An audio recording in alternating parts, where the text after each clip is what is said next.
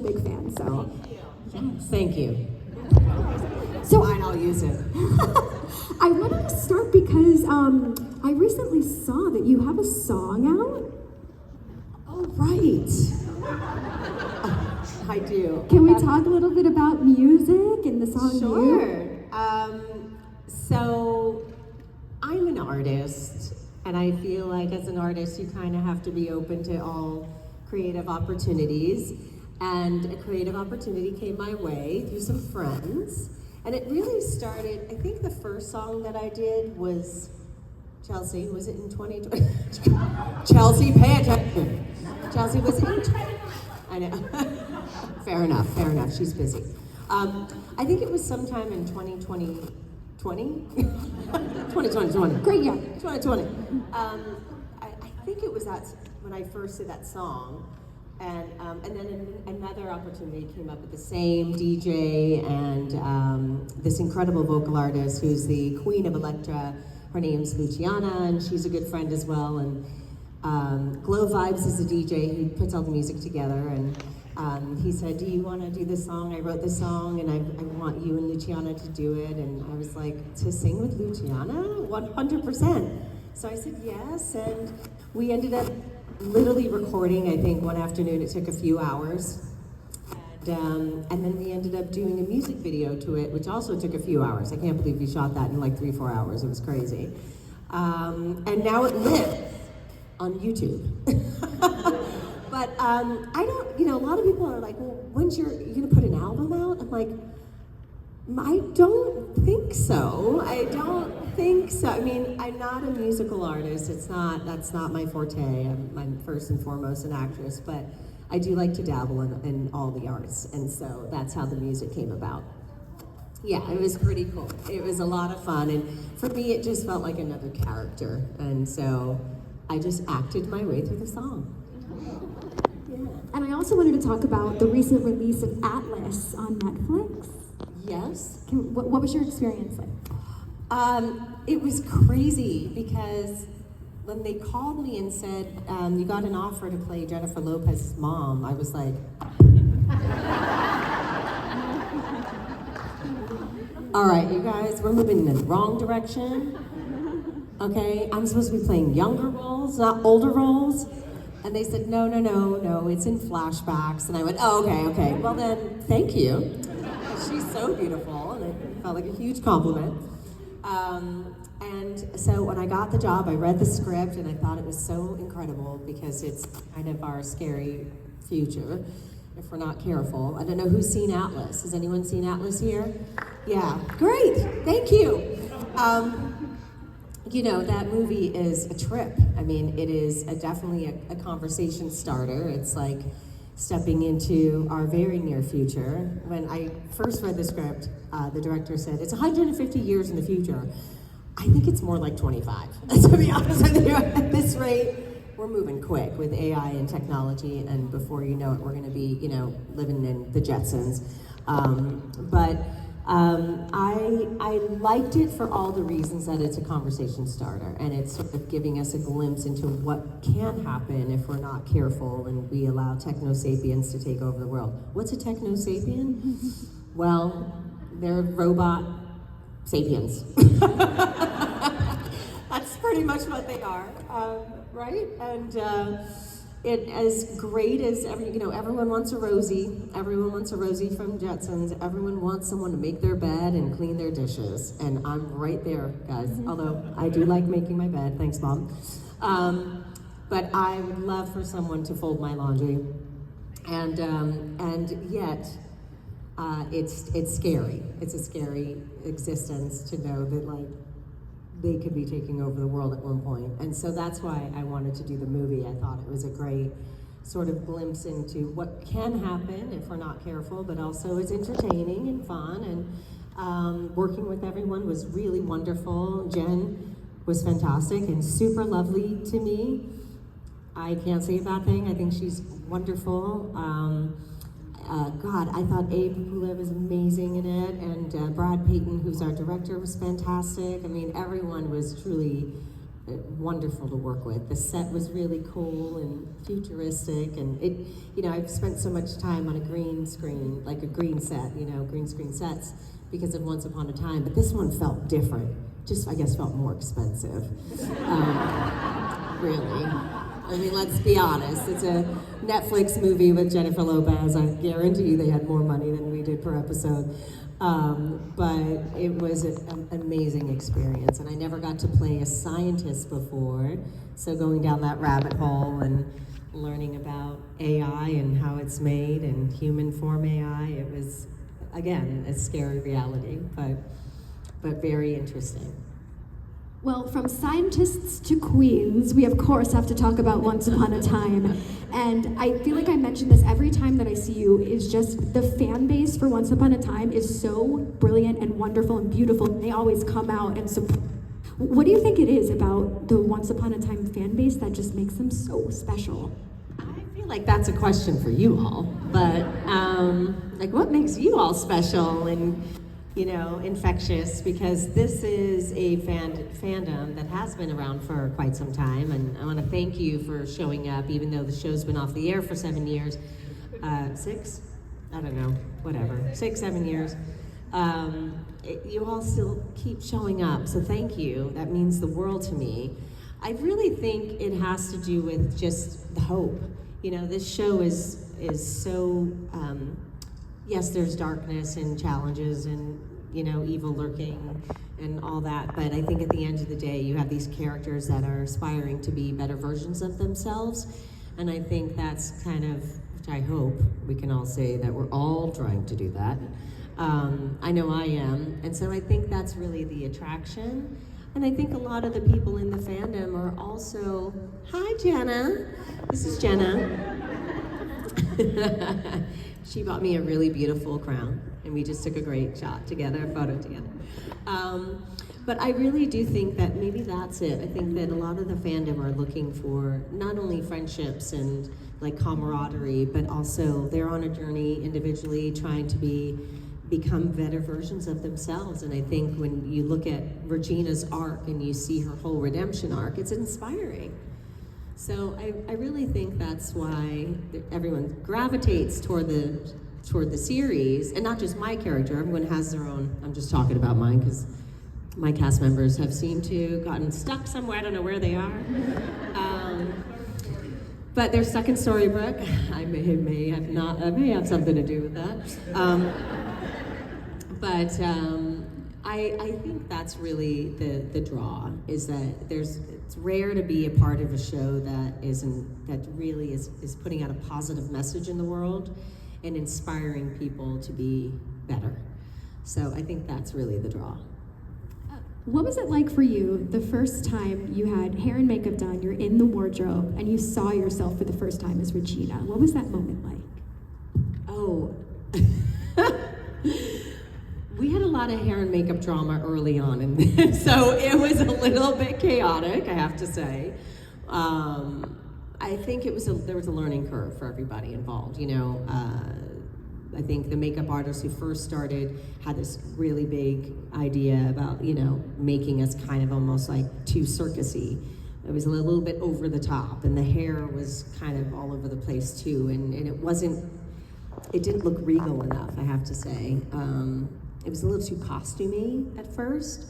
So the hair and makeup team went through some transitions for a while, but I will say the first time I really felt like the queen was at the wedding, and that's when you meet her. And I think the ponytail was probably a really safe hairstyle, because you can't really mess that up. It's a ponytail, you know?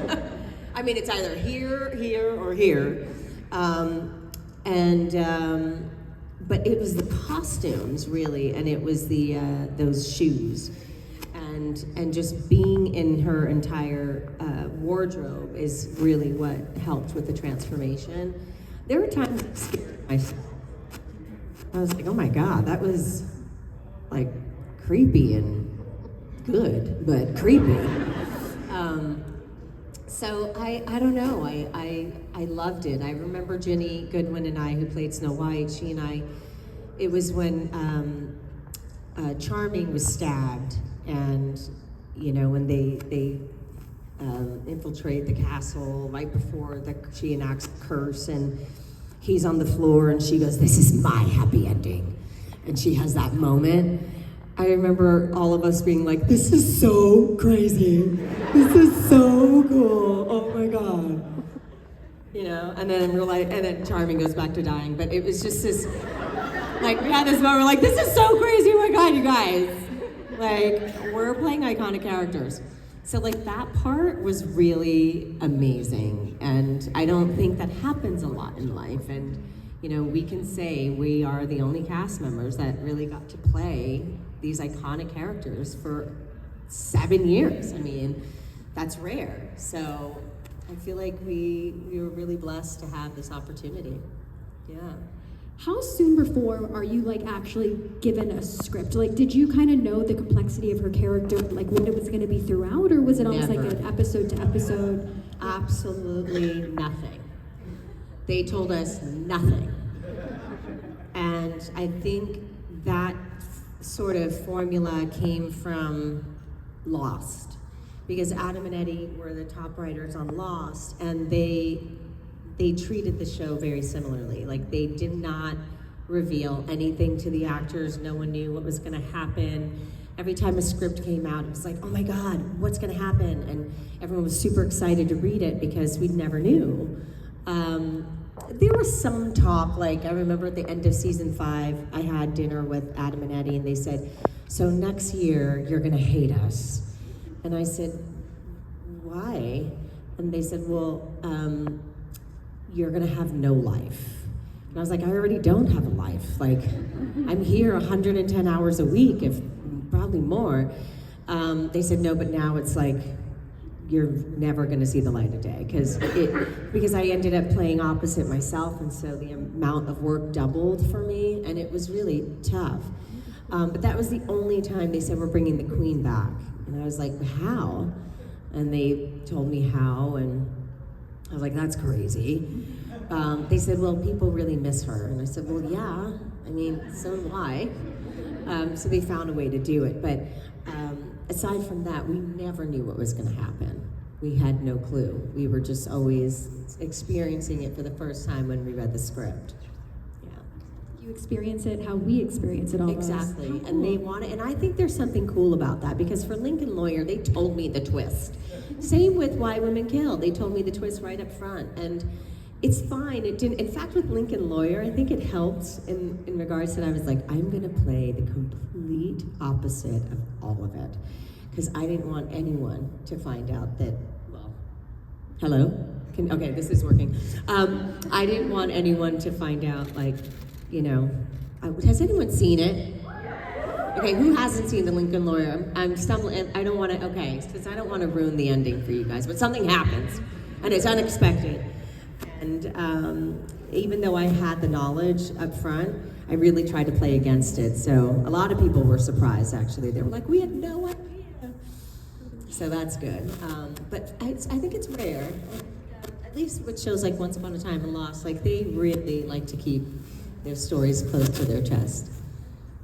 Well, if it's okay with you, we do have microphones. So let's line up. We're gonna Get in there! We're gonna get to as many as we can. We got some time, guys.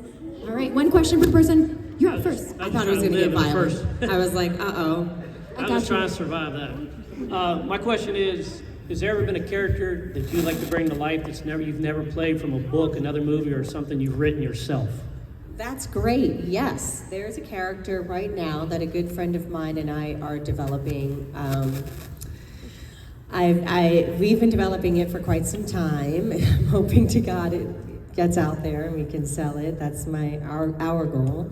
I actually got a tattoo with, like, it's. I always said, well, it's kind of like it's my mom, but it also, the same initial is also for this character. So, and she's a really interesting character, and it's for a TV series. And I just really hope, we've been developing it since 2021. Wait a minute, the haunted house, when we were in the haunted house. I lived in a haunted house during renovations. It was seriously haunted. And we were developing it in there and in that home. And I think it was early 2021. No, it was pre-COVID. 4 years we've been developing this. So the haunted house had no inspiration on it? What's cool about it is she kind of goes back to my roots a little bit of being like a Brooklyn street girl, which I never get to play. But I am a Brooklyn street girl, and I would love to show you all that side of me one day. All right, thank you. Yeah, I so want that. Okay, you opened a can of worms by saying haunted house, but I ain't going there. My question is, once upon a time, my two favorite characters was you and Rumple. I always gravitate towards a bad guy. Thanks. You're welcome. What would you think would have happened if you and Rumple actually succeeded in what y'all wanted to do originally? Oh my God. I think we would probably get bored. Right? I don't know. I don't know. I feel like, I mean, I think we would always be at each other's throats, he and I. I think y'all could have had some good battles. Yeah, I mean, we've had some epic battles already, but I think if we paired up and actually won, I don't know. I think we'd have to go to other realms and create havoc elsewhere. I mean, there's the Little Mermaid. There's, there's a lot of other realms you could have went to and You'd just have to learn how to breathe wipe them underwater. out. Or you could have took care of the water. Something on my list. Got it. There you go. Great question. That was a great question. Thank you. Hello, Snow. Yay, you recognize me. My question was in like the character arc of Regina and the Evil Queen, just because I think that they are one and the same, but I also think that they are two different people, which is one of the points in the show. Like it was separated at one point, right? Who would you rather play if you had to choose Regina or the Snow White, or sorry, the Evil Queen? Who would it be? Probably the Evil Queen. Mostly because those costumes are just fantastic. I don't know, Regina's suits kind of got to me after a while. It's harder to run in, heels in the forest. Whereas, the Queen, she can just poof everywhere, I guess. Yeah. Great question. Yeah. What's your name? Garrett. I just wanted to ask, in what episode did you feel the closest to Regina? Like, personally and, like, emotionally? Like many. Many, but I will say that a long, long time ago, I used to struggle with the two sides of Lana, the darkness that exists within me and I didn't struggle with the light, but I struggled with the darkness. And I do love that episode, the season, even though it was hard, season 6 to film. I think it was episode 14. Am I getting that right? I don't know. Where they're in that battle and it's the Evil Queen versus Regina in the mayor's office, and they sort of come together and embrace one another and accept each other. Finally, after the years of hating oneself, I probably felt close to them then, because it's both sides. But that internal struggle of just like, I don't like this about myself, and how do I change that? And it's just like, Regina found a way to embrace that darkness, and the Dark Queen, the Evil Queen, finally was accepted for who she is. And I think that was super healing for both of these characters who are really just one. But that was really informative to me too. It was like, you know what? We all have darkness in us, and we don't have to beat ourselves up for it. Right. Thank you, and Robin should have survived. Thank you. What's your name? Danielle. Non-Queen question. So, one of your favorite moments or episodes to play with Swingtown? Oh my God! Every season, episode of Swingtown was fantastic. Puzzle-rama, which is one of the fun episodes, I had such an issue with it at first. I was like, I pushed back. And one thing I love about Mike Kelly, who is a creator and writer of Swingtown, he pushed back. And ultimately, he won that battle, but he was right. And I liked that he pushed back, but he gave me really good reasons why Trina was doing what she was doing. I was like, people are gonna hate her. Why are we doing this? She's breaking up a marriage. She's like, and he goes, no, just trust me, because she sees something and she's guiding them toward their truth. And I was like, oh. I was so worried about not being liked as the character. Obviously, I got over that because I knew the evil queen wasn't going to be liked for a long time, right? And we found ways to show the other side, and then she was loved and also loved to be, what is it? We love to hate her, people say. But I was a puzzle-rama for 2 reasons. It was just fun. There was a game. It's rare that you film an episode of television where the whole episode is a game, and that was so cool. And I still have my little question mark necklace and those chips. Yeah, I have some Swingtown memorabilia. You haven't seen Swingtown. Watch it, but it's hard to find with the original music. And the only way to watch it with the original music is to get the DVDs, which are also hard to find. So, good luck.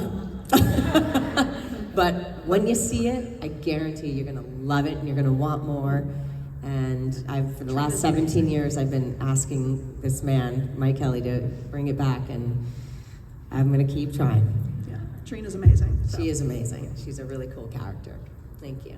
All right, we have about 5 minutes left. I know this. We're All right, try to we'll get rapid through fire. it. Yep.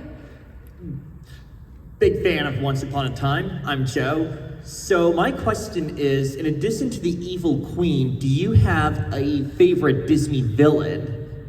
I would say Ursula.